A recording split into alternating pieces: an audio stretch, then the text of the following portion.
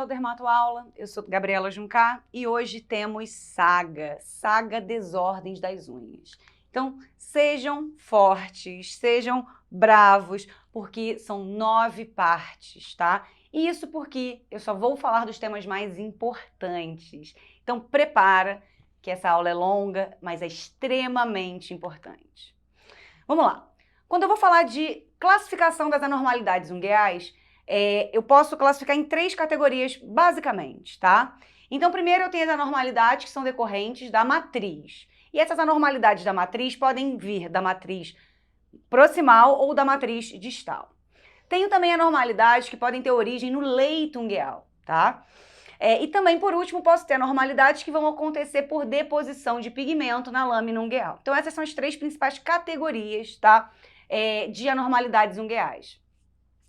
É extremamente importante vocês saberem quais são as alterações que vêm da matriz e quais são as alterações que vêm do leito, porque isso é tema de questão recorrente na prova de título, tá? Então vamos primeiro de anormalidades da matriz ungueal. Quem é a matriz ungueal? A matriz ungueal é quem faz a unha, quem produz a unha, tá? Então, é um epitélio que se queratiniza, mas não tem granulosa, não forma camada granulosa, tá? Então, isso é um excelente detalhe aqui que pode ser questão de prova. Bom, um detalhe. A matriz proximal, ela vai produzir a porção dorsal da lâmina ungueal. E a matriz distal vai produzir a lâmina ungueal ventral. Aí agora aquilo ali é a cara de vocês assim, como é que é? Não entendi. Calma, é óbvio que eu trouxe uma imagem linda para vocês entenderem, tá? Então quem eu tenho aqui? Matriz proximal. Quem ela produz? Produz a porção dorsal da lâmina. Então é aquela porção ali em verde, tá? E aqui tá a produção da lâmina dorsal para vocês verem. Então tá aqui, matriz proximal, produz porção dorsal da lâmina ungueal. E a matriz distal? Bom, a matriz distal, ela vai produzir a lâmina ungueal ventral e tá ali em roxinho, tá sinalizado. Então tá aqui o crescimento dessa matriz distal. Então, para reforçar, matriz distal produz a porção ventral da lâmina ungueal. Ah, agora vocês entenderam, né? Viu como é fácil? E esse pequeno detalhe tem importância clínica, mais pra frente a gente vai discutir isso. Um outro componente da matriz ungueal é a lúnula, tá? Essa lúnula, quem que ela é? É aquela meia-lua branca que é vista por transparência através da lâmina ungueal. Essa região, essa lúnula, ela vai corresponder à porção distal da matriz ungueal. Vamos voltar para a imagem, que vai ficar bem mais fácil, tá? Então, quem é a lúnula? Isso aqui. Então, lembra da definição? É aquela meia-lua branca, tá? Que é vista por transparência através da lâmina ungueal. E ela corresponde a quem? Corresponde à matriz distal. Então, super importante, podem ser pegadinhas bem capciosas na prova, tá bom? Vamos agora, então, para as anormalidades propriamente ditas, agora que vocês já entenderam quem que é essa matriz ungueal. Primeira anormalidade são as linhas de Beau, tá? Bom, as linhas de Beau, elas são decorrentes de uma interrupção temporária na atividade mitótica da matriz ungueal proximal. Então, super importante, dá aquela super circulada aí na sua apostila, tá? Então, o que acontece? Eu tenho um estado de agressão à matriz ungueal. Então, e essa matriz ungueal, por se sentir agredida, ela simplesmente para de produzir a lâmina ungueal, tá bom? Então, você tem essa diminuição transitória. Como ela dá essa diminuída na produção da lâmina ungueal, o que é formado? Uma depressão transversal. Então, esse conceito dessa interrupção mitótica é super importante. Vamos para a imagem que vai ajudar vocês. O que eu tenho aqui? Exatamente isso. Olha aqui o nosso sulco, a nossa depressão. Então, isso vou tirar a marcação para facilitar. Então, isso é a nossa linha de Beau, tá bom? Marcada. Lembrando, depressão transversal. Alguns detalhes. A profundidade e a largura da depressão dizem algumas coisas pra gente. A profundidade da depressão, ela vai refletir a extensão do dano dentro da matriz, tá? Então, geralmente uma depressão muito profunda traduz o quê? Um ataque súbito da doença, tá bom? Já a largura da depressão, ela reflete a duração dessa agressão. Até meio óbvio, né? Mas é exatamente isso. Então, se a matriz ungueal ficar sendo agredida cronicamente, o que vai acontecer? De forma contínua, ela não vai conseguir se recuperar. Então, ela vai ficar mais tempo com aquela atividade mitótica diminuída, tá bom? E aí, isso vai produzir o quê? Um sulco, uma depressão mais larga, tá bom? Uma outra coisa que a linha de Bohr pode dizer pra gente é com relação ao período de doença, tá? Então, a distância entre a depressão e a matriz ungueal, ou então a dobra ungueal proximal, tá? Vai te dar mais ou menos uma estimativa do período, do tempo de duração dessa doença, tá bom? Essas linhas elas vão surgir geralmente algumas semanas após o acometimento da matriz, porque é óbvio, a matriz ela tá aqui embaixo, protegida pela prega ungueal. Então ela vai formando a lâmina ungueal aqui embaixo, mas até você conseguir que isso seja visual, demora algumas semanas para essa lâmina ir crescendo, tá? E uma coisa importante, a linha de Bohr ela migra distalmente junto com o crescimento da unha. Então isso é extremamente importante, tá? Porque algumas anormalidades ungueais migram e outras anormalidades ungueais não migram. Isso também é questão de prova, tá? Então, quando a gente falar de anormalidade ungueal, eu preciso saber se ela é da matriz, é do leito, é de coloração, pode ser traumática também, tá? Tenho que saber também se migra ou se não migra. E tenho que saber as causas. Geralmente é questão de prova também isso, tá? A principal causa de linha de Bohr, sem dúvida nenhuma, é o trauma mecânico.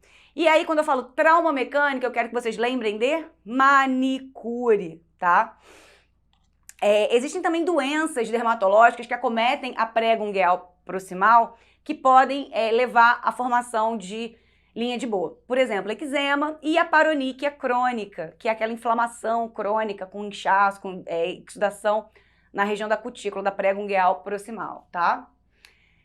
Doenças agudas de comprometimento matricial também podem causar linhas de Bohr, tá bom? Uma curiosidade, os neonatos, ou seja, recém-nascidos, podem ter linhas de Bohr, e elas surgem geralmente entre 8 e 9 semanas de vida. Isso é bem curioso e reflete a transição da vida intrauterina para a vida extrauterina. Então isso aqui seria uma comprovação do quão traumático é nascer, tá bom? Então ficou até filosófico, né, gente? Mas é exatamente isso. É uma curiosidade, mas eu vou te falar que é muito comum a gente receber bebê pequenininho no consultório de dermatologia com as mães apavoradas. Desde uma pustulose cefálica até uma linha de Bohr, aqueles hemangiomas pequenininhos, nevos congênitos. Então, essas alterações de neonatos, a gente tem que estar ciente, ter conhecimento para acalmar os pais. Vamos para as imagens? E aí vocês vão ver, nunca mais vão esquecer essas imagens. Bom, linha de Bohr decorrente de trauma mecânico. Olha que interessante. Marquei para vocês as linhas. E aí vocês percebam que essas linhas têm espaçamento regular, tá? Eu vou tirar para vocês olharem, tá? Então, no dedo de cima, eu marquei a linha inteira, tá? Na de baixo, eu marquei só as setinhas para vocês conseguirem comparar. Então, tá aqui. Gente, o que pode causar linha de Bohr periódica, com intervalos regulares, e a gente sabendo que a linha de Bohr é causada por trauma mecânico? Manicure, então essa abençoada e a manicure a cada 15 dias, tá? E aí, o que a manicure faz? Aquela cutilação empurra a cutícula, a prega ungueal proximal, agressivamente e ainda tira aquele monte de cutícula com alicate. E, obviamente, isso é um claro insulto à matriz ungueal. Então, essa imagem é muito legal, é para nunca mais vocês esquecerem, tá? Bom, quando eu tiver um envolvimento de vários dígitos, atenção, ou a presença de linhas de Bohr no mesmo nível, mas em todas as unhas, tá? A gente tem que acender o sinal amarelo, porque isso pode representar uma causa sistêmica, tá? E aí a gente tem que estar atento para investigar, que pode ser o primeiro sinal, a primeira manifestação, tá? Vamos lá. Mais uma imagem. O que a gente está vendo? Eu tenho vários dedos acometidos e eu tenho mais de um sulco transversal em cada dedo. Então, o que é isso aqui? Dois sulcos no outro dedo, tá? Então, múltiplos sulcos em vários dedos. E percebam que esse sulco, ele é o quê? Parece que ele tem um espaçamento meio regular assim, né? O que é isso, gente? Isso aqui é ciclo de quimioterapia, tá? Então, pacientes em quimioterapia também podem ter essas interrupções da atividade mitótica da matriz ungueal, que vai, consequentemente, gerar as linhas de Bohr nas unhas. Então, como eu falei, múltiplos dedos acometidos, sempre suspeitar de causas sistêmicas. Pega essa dica que é aquela tabelinha do coração, mais uma tabelinha do coração que eu fiz para vocês, tá? Então, as principais causas de linha de Bohr. Então, a gente pode dividir se o sulco é único, tá? Se o sulco único está em um dedo ou em vários dedos, tá? E se o sulco for múltiplo, a gente pode dividir o sulco múltiplo em um dedo, tá? E também sulco múltiplo em vários dedos. Pô, Gabriela, caramba, tô confusa. Não, calma, é muito simples. Na verdade, isso aqui sou eu mastigando a matéria para vocês, tá? Para ficar assim, medular e muito simples. Então, entendam, não precisam decorar, porque só de entender isso aqui, vocês já vão conseguir memorizar. Quando eu tenho sulco único em múltiplos dedos, tá? Quais são as possíveis causas? Nascimento, doença infecciosa ou então doença febril. Por quê? Foi uma agressão, um momento de agressão na matriz que gerou aquela repercussão em todas as unhas, tá? Em várias unhas, no caso, tá? E se eu tiver um sulco em um dedo? Aí, gente, é uma coisa localizada, tá? Então, um sulco em um dedo, pensem em trauma, tá? Cirurgia, ungueal, que sempre deixa deformidade, tá? Paroníquia, mas no caso paroníquia aguda, né? Porque ainda não deu tempo de ficar agredindo cronicamente, senão os sulcos seriam múltiplos, tá? E síndrome do túnel do carpo também, curiosamente, pode dar esses sulcos únicos em um dedo, tá? Bom, e se eu tiver múltiplos sulcos, mas em um dedo só, tá? Múltiplos sulcos em um dedo, eu tenho que pensar em paroníquia crônica. Por quê? Essa unha está sendo agredida de forma recorrente. E também por onicofagia, porque alguns pacientes têm tique. Isso é muito comum no polegar, tá? Então, às vezes, a pessoa fica cutucando a unha num hábito de repetição, faz uns cacuetes mesmo, e isso vai gerando várias deformidades em uma unha só, tá bom?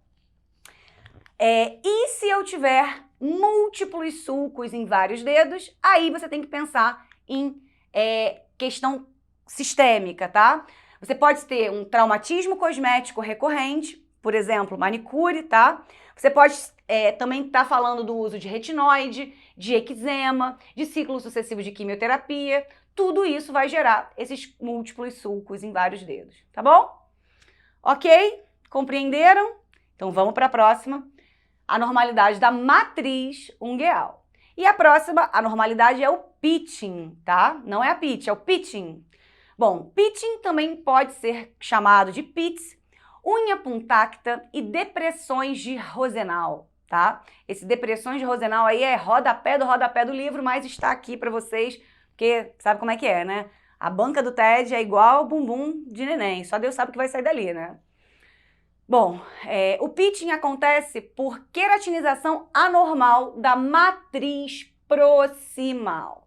Então, mais uma vez, eu tenho que saber se a matriz é proximal ou se é matriz distal, tá bom? Nesse caso, assim como as linhas de Bohr, o pitching é causado por alteração na matriz proximal. E se eu for fazer uma biópsia ali no pitching, o que eu vou ver? Eu vou ver um monte de célula paraqueratósica na lâmina ungueal dorsal, tá bom?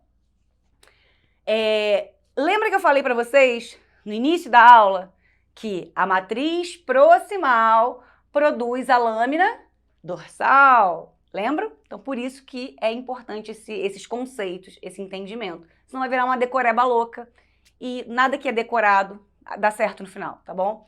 Melhor a gente entender e aprender. E por último, relembrando, o que é paraqueratose? Paraqueratose é a presença de células nucleadas na camada córnea. Então, no desenvolvimento, na maturação dos queratinócitos, essas células têm que perder o núcleo. Quando elas chegam com o núcleo, lá na camada córnea, elas não descolam corretamente. E aí você tem essa imagem histopatológica que é a paraqueratose. Bom, clinicamente é óbvio que eu tenho depressões punctáctas na lâmina ungueal. E essas depressões podem ter várias morfologias, distribuições variadas, e eu trouxe aqui alguns exemplos para vocês, tá? Então percebam que são completamente diferentes, tá? Nessa imagem aqui de cima, eu tenho pitchings mais largos e mais profundos, tá? Aqui, nas duas de baixo, eu tenho o quê? Eu tenho pitching mais superficial e mais regularmente distribuído, tá? Então, essa distribuição, essa profundidade também pode dar algumas pistas pra gente. Assim como nas linhas de Bohr, no pitching, a profundidade e a largura dessas estruturas, elas podem nos dar algumas informações, tá? Então, a profundidade do pitch vai traduzir a extensão do envolvimento da matriz ungueal. E a largura, né, o comprimento, vai me dar a duração do envolvimento dessa matriz. Como eu falei, o pitch pode variar de poucos a muitos, tá? E o número de depressões pode ser tão grande a ponto de gerar uma unha completamente alterada. E essa unha, ela assume um aspecto áspero, que parece que foi lixada, tá? E o nome disso é traquionique. A gente vai falar sobre essa alteração daqui a pouquinho, tá? Mas guardem já essa informação, traquionique. Isso é também conhecido como unha lixada, é como se tivesse passado uma lixa aqui por cima da unha nesse sentido, tá? Bom, extremamente importante, os pitches também migram distalmente com o crescimento da unha. E última informação relevante é que eles podem acontecer em pessoas sem comorbidades associadas. Então, não associem somente a doença grave, nada disso não, tá? Com relação às causas de pitching, quais são as duas principais causas? Ou seja, doenças associadas, né? Principalmente alopecia areata e psoríase. E, sem dúvida, essas duas disputam o primeiro e o segundo lugar aí nas causas, tá? Absolutas, como causa de pitching ungueal, tá bom? Outras causas de pitching ungueal são todas essas aqui. Então, eczema crônico, dermatite atópica, líquen plano, sarcoidose, pênfigo vulgar, incontinência pigmentar e síndrome de Reiter, tá? Tudo isso pode causar, mas se for para guardar duas, guarda isso aqui, alopecia areata e psoríase. E nessas duas principais entidades existe uma diferença na distribuição e no aspecto dos pitches, tá? Então, obviamente, trouxe uma linda imagem para vocês memorizarem, enxergarem melhor essas alterações e memorizarem. Então, aqui eu tenho uma unha, um desenhozinho de unha de psoríase e ali do outro lado, um desenho de unha de alopecia areata. Percebam, olha o pitching da psoríase. Como é que é essa alteração? Esses pitchings são largos, são rasos, são regularmente distribuídos, tá? Então, eu tenho depressões mais alargadas, são profundas e irregularmente distribuídas, tá? Então, isso é super importante, essas características do pitching da psoríase. Aqui é uma mancha de óleo, tá? Que é uma outra alteração que a gente vai ver depois.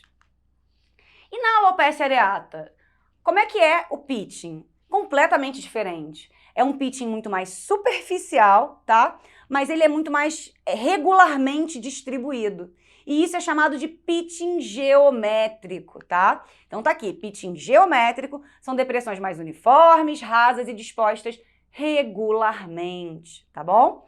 Então, gravem isso, que é super importante.